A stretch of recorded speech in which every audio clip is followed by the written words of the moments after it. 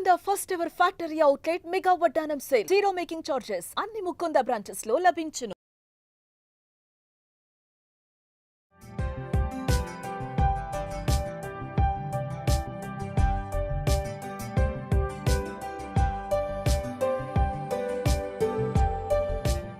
Welcome to Suman TV. మనం మామూలుగా ఊరగాయలు అవి పెట్టుకుంటాం.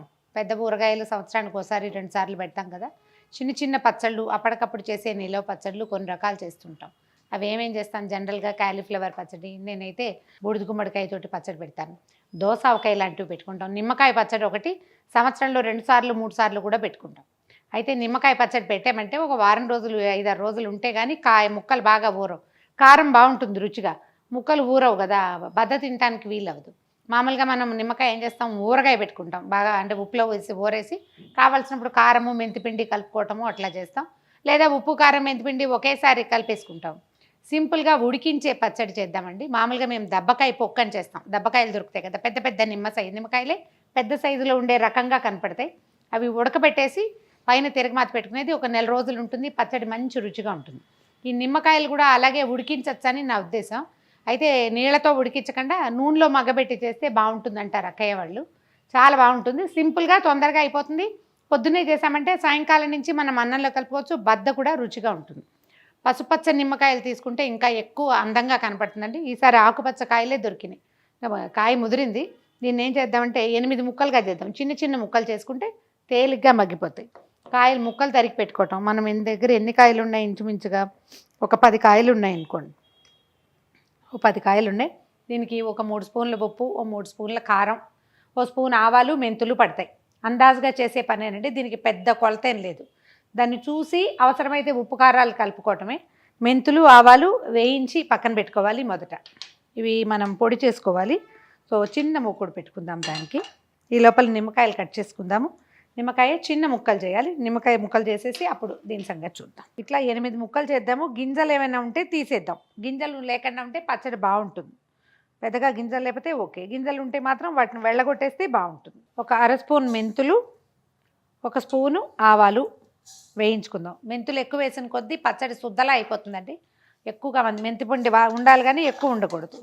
ఈ రెండింటిని సన్నటి సెగన బాగా దోరగా వాసన వచ్చేదాకా వేయించుకుందాము. ఒక చుక్క నూనె కూడా వేయచ్చు. మెంతులు ఆవాలు దోరగా వేగనిచ్చి తీసి పక్కన పెట్టేసుకుందాము. ఏదైనా చిన్న మిక్సీ జార్లో కానీ లేకపోతే రోలు ఉంటే రోట్లో అయినా దీన్ని కాస్త చల్లారాక మెత్తగా పొడి చేసి పెట్టుకోవాలి. మెంతులు ఆవాలు వేయించి పక్కన పెట్టుకున్నాం కదా. ఒక 1/2 కప్పు నూనె పోద్దాము మూకుడులో. ఇందులో పచ్చిమిరపకాయలు కూడా వేసుకోవచ్చండి. మేము దబ్బకాయ ఉడికించేటప్పుడు పచ్చిమిరపకాయ వేసి ఉడికించేస్తాం. బాగుంటుంది చాలా రుచిగా. ఇందులో ఎలాగో మనం నూనె పెడతాం కాబట్టి నూనెలో పచ్చిమిర్చిని కొంచెం వేగనిస్తే సరిపోతుంది.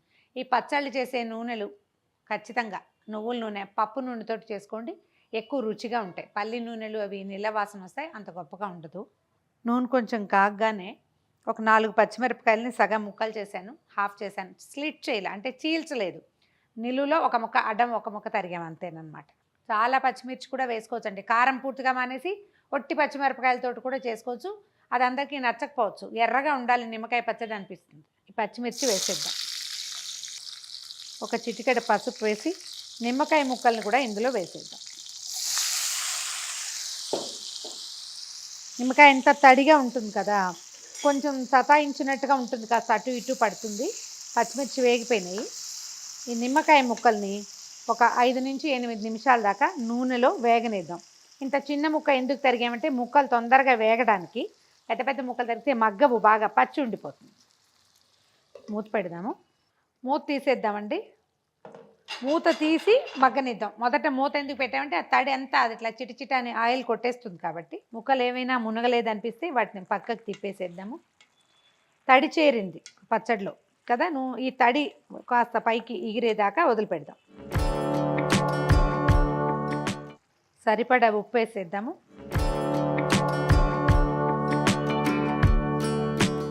మూడు స్పూన్లు కనీసం పడుతుందండి. మనం నూనె వేసాం కదా, ఆ నూనె కనపడేదాకా దీన్ని పొయ్యి మీదే ఉంచుకోవాలి. మనం ఏం చేద్దాం, కారం కూడా వేసేద్దాము.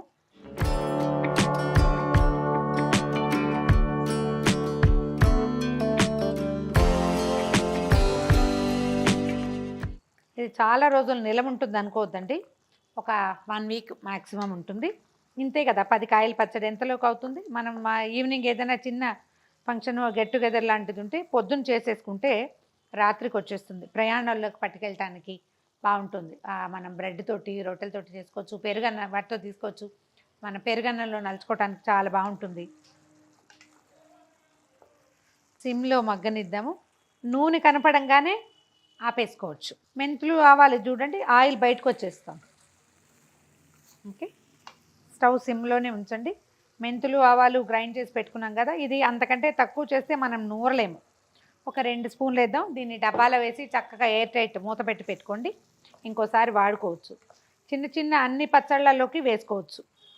1 గంట 2 గంటల పాటు ముక్కలు చేదుగానే ఉంటాయండి. ఒకవేళ మీకు చాయిస్ ఉంటే ఒక చిన్న బెల్లం ముక్క కానీ 1 స్పూన్ పంచదార కానీ వేసుకోండి. దాంతో తీపి ఏం వచ్చేది, చేదు పులుపు కొంచెం వెర్రెత్తినట్టు కాకుండా కాస్త తగ్గుతాయి అంతే.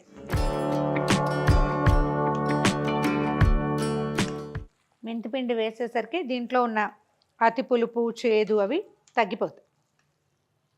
చిన్న తిరగమాతతోటి దీన్ని ఎండ్ చేద్దామండి. పచ్చడి తాలింపు వేస్తే ఎక్కువ రుచిగా ఉంటుంది, వాసన బాగుంటుంది. 1 స్పూనున్నర వేస్తే సరిపోతుంది. ఒక చిన్న స్పూన్ మెంతులు వేద్దాము. ఇందులో మినపప్పు అవి వేయమండి. పప్పులు ఇలాంటి పచ్చళ్ళల్లో వేస్తే అంత బాగుండవు. మెంతులు ఆవాలు వేసుకుంటే చాలు. మెంతులు ఎర్రగా వేగాక 1 స్పూన్ ఆవాలు వేద్దాం. ఆవాలు చిటపటలాడేసరికి కాస్త ఇంగువ, ఎండుమిర్చి, కొద్దిగా కరివేపాకు. తాలింపుని పచ్చడిలో పోసేద్దాం.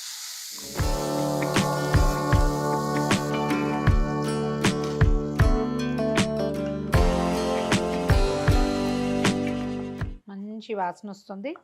మార్నింగ్ చేస్తే ఈవినింగ్కి మనం అన్నంలో వేసుకుని కలిపేసుకోవచ్చు. కొద్దిగా పెద్ద పచ్చడి ఊరగాయ పెట్టుకున్న ఫ్రెష్ పచ్చడి కోసం ఇలా చేసి చూడొచ్చు. ట్రై చేసి చూడండి. ఇందులో ఉన్న పచ్చిమిరపకాయ పెరుగన్నంలోకి చాలా బాగుంటుందండి. ట్రై చేసి చూడండి. ఒకవేళ నచ్చింది అనుకోండి, ఒక 7-8 పచ్చిమిరపకాయలు వేసేసుకుంటే అవి ఒక వారం రోజులు తినచ్చు.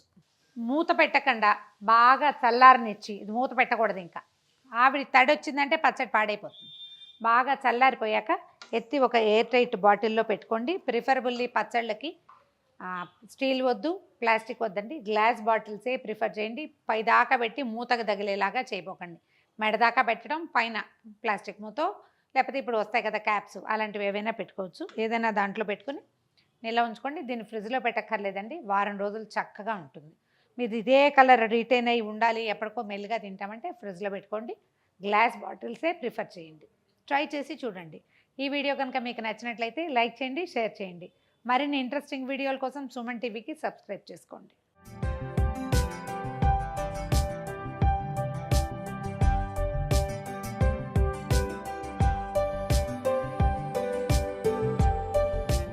Anchor's dress courtesy by Saki.